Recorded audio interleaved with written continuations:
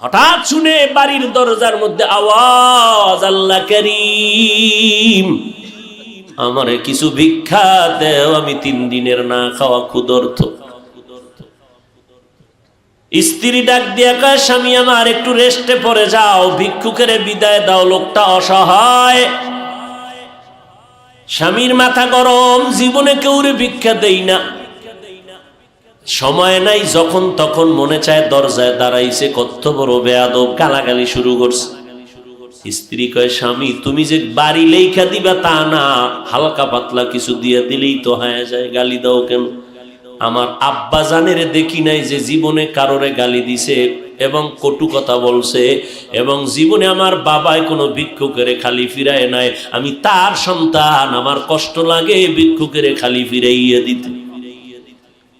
স্বামী বেচারা দুর্ব্যবহার করে, কয়, এই বিবি, মন চাইলে তুই যাইয়া দিয়া দে, আমার সামনে আর এই বিষয়ে কথা বলবি না। স্ত্রী বলে, আমি তো পর্দাওয়ালা ঘরের নারী, আমি তো বেগানার সামনে যেতে পারি না, জাহান্নামের ভয়। ও স্বামী তুমি যাও। স্বামী বেচারা এতটা রাগ হয়ে গেল, রাগ হইয়া দরজা খুইলা ভিক্ষুকের এমন ধমকার গালি, এত বড় বেয়াদব, লজ্জা শরম নাই রে বেহায়া, যখন তখন দরজায় দাঁড়াইছো, চোখের আড়াল হয়ে যাবি 1 সেকেন্ডে যেন আর দেখি না।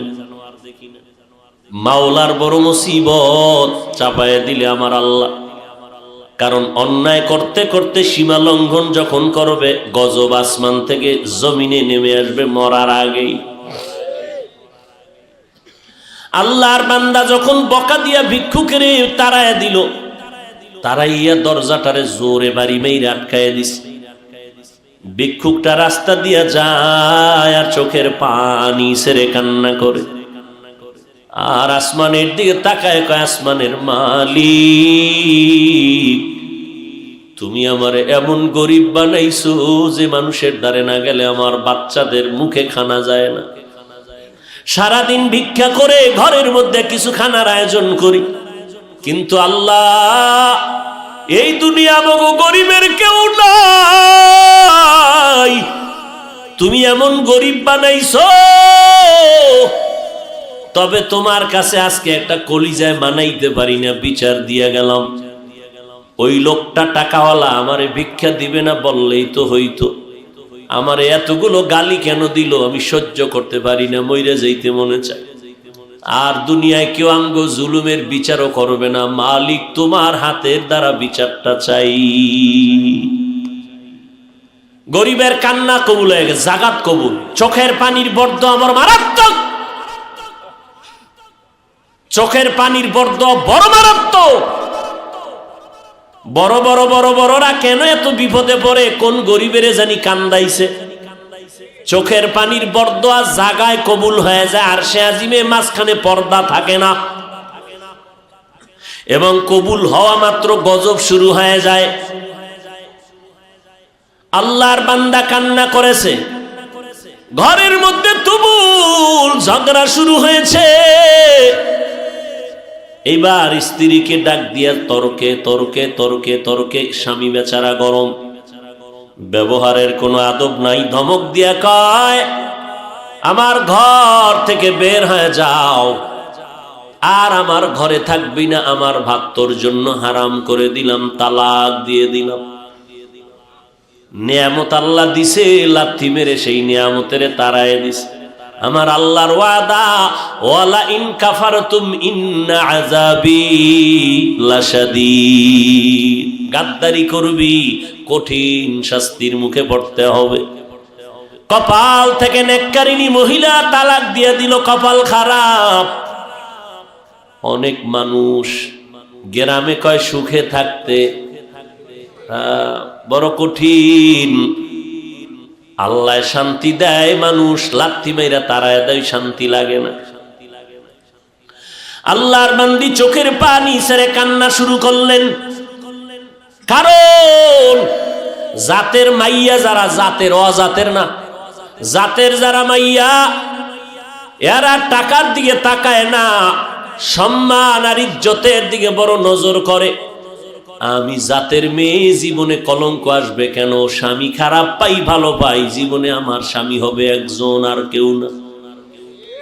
কলঙ্কের বোঝা নিতে চাই না, কে তার কান্না থামাবে? বাধ্য হইয়া আল্লাহর বান্দি কান্না করে করে করে করে বাবার বাড়ি চলে গেল।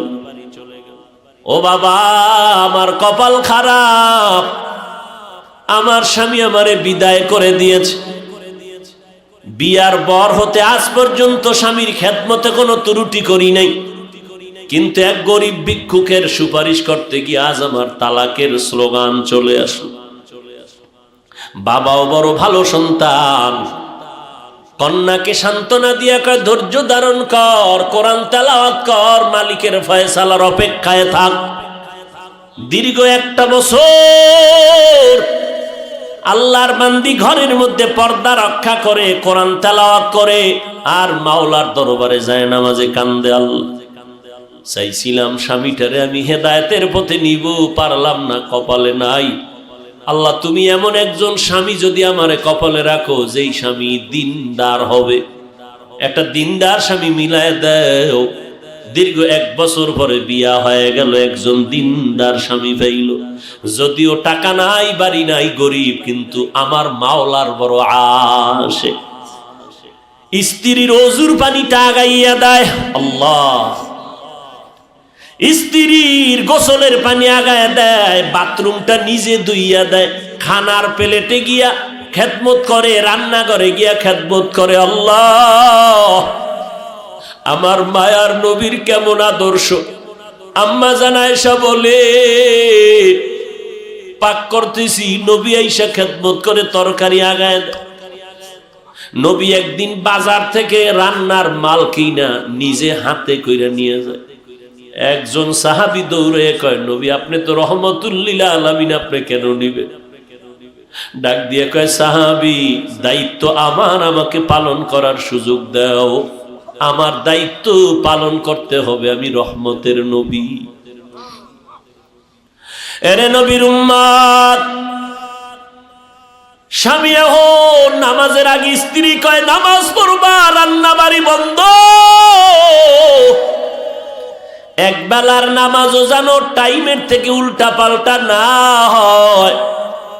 নামাজ পড়বা, এরপরে রান্না হলে হলো, না হলে নাই। খাইয়া দাইয়া বড় শান্তিতে, মরিচ দিয়ে খাইয়াও বড় কলিজায় শান্তি।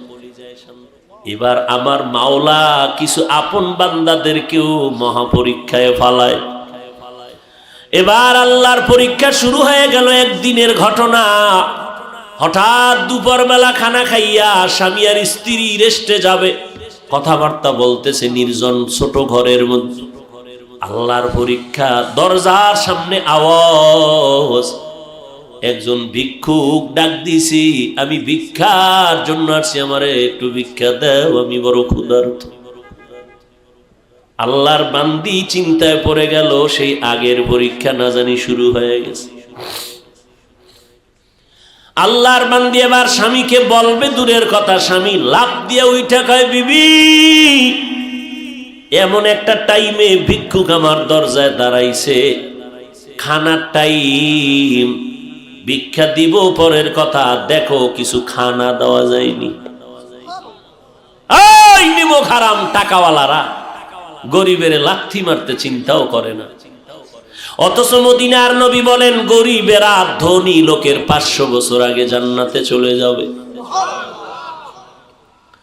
আল্লাহর বান্দা বলে, বিবি দেখো।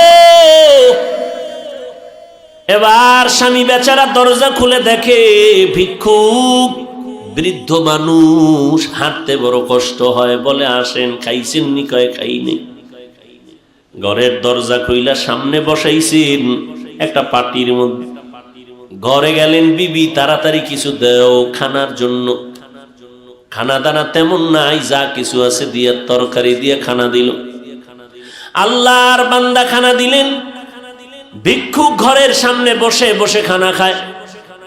হঠাৎ ঘরের মধ্যে আল্লাহর বান্দির নজর একটা পড়ে গেল ওই ভিক্ষুকের চেহারার মধ্যে।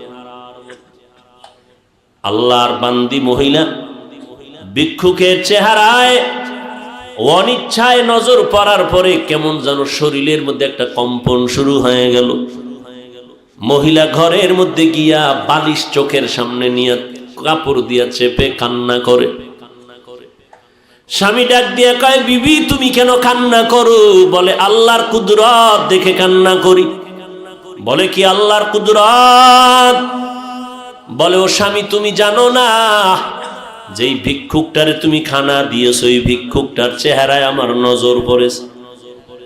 আমার মনে সন্দেহ জাগতেছে, যেই লোকটা সামনের দরজায় বসা ভিক্ষার থালা নিয়ে আসছে, আমার কেনই যেন মনে হয় আমার আগের স্বামীর চেহারার মতো দেখা যায়।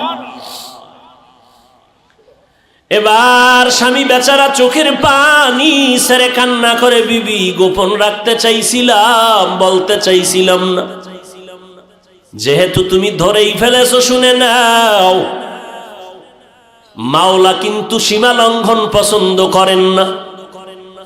তোমার মতো একটা নেককারিনী বিবি পাইয়া ওই স্বামী তোমার ঠিক আছে, তোমার মতো বিবি পাইয়া শুকর আদায় করে নাই, গাদ্দারি করেছে, জুলুম করেছে, আল্লাহ বেজার হয়েছে। বলো বিবি, তোমার ওই স্বামীর সাথে দূরত্ব কেন হয়েছিল? বলে, একটা ভিক্ষুকের ভিক্ষাকে কেন্দ্র করিয়া আমার স্বামী গালাগালি করেছে, ভিক্ষা দেয় না, আমার আল্লাহ বেজার, তালাক দিয়েছে। আল্লাহর বান্দা ডেকে বলে, স্বামী বিবি আমার মাওলা যে কেমন দয়াময় মালিক, আমার আল্লাহ কেমন দয়াময়, কেমন রহমান, আমার আল্লাহ বড় দয়াশীল, আমার আল্লাহর মতো দয়াময় কেউ নাই। ওই স্বামীর ঘরে তুমি যেদিন ছিলা, ভিক্ষুক গিয়া ভিক্ষা চাইছিল, তোমার স্বামী কি ব্যবহার করেছিল? বলে, ও স্বামী আমার ওই পুরুষটা চূড়ান্ত গালাগালি করে ভিক্ষুকের কাঁদাইছে। এবার ডাক দিয়ে কয়, বিবি ওই দিন ভিক্ষুক ভিক্ষা চাইছিল, কিছু দিয়ে দিলেই তো হয়ে যেত, কিন্তু গাদ্দারি করার কারণে ভিক্ষুক এমন কান্না দিছে, আল্লাহ তাআলা ওই ভিক্ষুকের শুধু এখন ভিক্ষাই দেয় না, ভিক্ষা দেওয়ার আসল মালিকটা পর্যন্ত ভিক্ষুকের মাওলায় হাদিয়া দিছে। ওই দিনের ভিক্ষুক আর কেউ না, আমি স্বামী ছিলাম ওই দিনের ভিক্ষুক। আমি আমার মালিকের কাছে কান্না করার কারণে আজ আমারে আল্লাহ শুধু ভিক্ষাই দেয় নাই, আল্লাহ তাআলা ভিক্ষা দেওয়ার পুঁজি বড় মুক্তার দানা তোমাকে আল্লাহ আমারে হাদিয়া দিয়েছে। শুকরে নেমাত নেমাত আফজু কুনাত, কুফরে নেমাত আজকাফত বিরু কুনাত, হামদুলাকা শুকরে লাকায়া জুলমিনান, হাজিরিয়া নাজরি বরহালে মা। এর যুবক, বুড়া হওয়ার আগে যৌবনটারে বড় নেয়ামত মনে করিয়া কদর কর।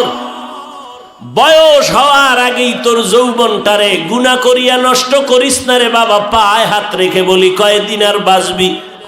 এই চিত্রাং নামের মহামারীতে যুবক মরিয়া গেল, গাছ পড়লো ঘরের উপরে, যুবকও মারা গেল, স্ত্রীও মারা গেল, কন্যাও মারা গেল। কয়দিন আর বাঁচবি রে যুবক? আজকে থেকে তওবা কর, আমার আল্লাহ শক্তি দিছে, শক্তিটারে দিনের কাজে লাগাও। আমি বলি না তুমি মাদ্রাসায় আসো, টুপি পরো, পাগড়ি পরো, আমগো মতো হুজুর হয়ে যাও, না, একবারও না। স্কুলে পড়ো আলহামদুলিল্লাহ, কলেজে পড়ো আলহামদুলিল্লাহ, চাকরি করো, ব্যবসা করো আলহামদুলিল্লাহ। তবে আমার মাওলার সাথে এতদিন যে গুনাহ করছো, আমার মাওলার থেকে দূরে সরছো, গাদ্দারি করছো, গুনাহ কইরা কইরা নিয়ামতের ঘুমটাকে নষ্ট করে, চেহারা নষ্ট করে ফেলছো। আজকে থেকে তওবা করে নেও, মা বাবার দোয়া নিয়ে চলবা, 5 বেলার নামাজ ছাড়বা না। তোমার মতো যুবক স্কুল কলেজে পড়ে, 5 বেলার নামাজি অভাব নাই, তুমি কেন পারবা না? তোমার মতো বান্দা কৃষি কাজ করে, নামাজ ছাড়ে না, ড্রাইভারি করে, নামাজ বাদ দেয় না, তুমি কেন পারো না রে বাবা? আল্লাহর ধরাটাকে তুমি স্বাভাবিক মনে করছো, আল্লাহর কোরআনটাকে মিথ্যা মনে করেছো। আমার আল্লাহর ধরা বড় কঠিন, আমার আল্লাহর কথা সত্য, সব কোরআনে বয়ান আছে। কি অন্যায় করলে কি শাস্তি হবে আল্লাহ সব বলে দিয়েছেন। আজকে তুমি বাহাদুরের মতো চলো না, যেদিন সাদা কাপড়ে ডুববা সব বাহাদুরি বন্ধ হয়ে যাবে। অন্ধকার কবরে গেলে ওই সময় বুঝবা অন্যায় করার কেমন স্বাদ। অতএব আল্লাহর কোরআন সত্য মনে করিয়া, নবীর কথা সত্য মনে করে, ওলামায়ে কেরামের কথা সত্য মনে করিয়া আল্লাহর কাছে তওবা করে নাও। মনটাকে বুঝাও রে মন, আমার মতো যুবক জীবনে মাদ্রাসায় পড়ে না, আলিফ বা তাও জানে না, স্কুল কলেজে পড়িয়াও যদি নামাজ পড়ে আমি কেন পারি না? কপাল আমার এত কেন খারাপ? আমার মতো বান্দা যদি ড্রাইভারি করে, র্যাব, আর্মি, পুলিশ, বিডিআরের চাকরি করে, কোটি টাকার ব্যবসা করে, নামাজ পড়ে আমি কেন পারি না? এরে আম্মা জানের, আপনার মতো বহু মা এখনো এই এলাকার মধ্যে আছে, 5 বেলার নামাজ পড়ে, রাতে তাহাজ্জুদের নামাজও পড়ে, পর্দা করে, হালাল খায়, বেপর্দায় কোথাও যায় না। ও আম্মা জান, আজকে সময় আছে, তওবা করে নেন। বৃদ্ধ বাবাজিরা আল্লাহর কাছে তওবা করেন। কয়দিন আর বাঁচবেন? মরণের আগে তওবা করে নেন। আজকে থেকে নামাজ ছাড়বেন না, বেপর্দায় চলবেন না, দাড়ি কাটবেন না, জবানের দ্বারা গীবত শেখায়াত গালাগালি করে গুনাহগার হবেন না, হাতের দ্বারা জুলুম করবেন না, মা বাবার দোয়া নিয়ে, ওলামায়ে কেরামের পরামর্শ নিয়ে আমল করবেন, 5 বেলার নামাজ পড়বেন। গলায় ছুরি আসলে মরে যাব, তারপরও নামাজ ছাড়ব না। তবে সবার কপালে তওবা নসিব হবে না। আমার নবীকে 13 বছর দেখলো, বয়ান শুনলো, তারপর আবু জাহাল কালেমা পড়ে নাই। এই জমিনে কিছু শক্ত অন্তরওয়ালা থাকবে, কোনো বয়ানে তাদের দিলটা নরম হবে না, তওবা করার ভাগ্য হবে না। তবে 2-1 জন আল্লাহর বান্দা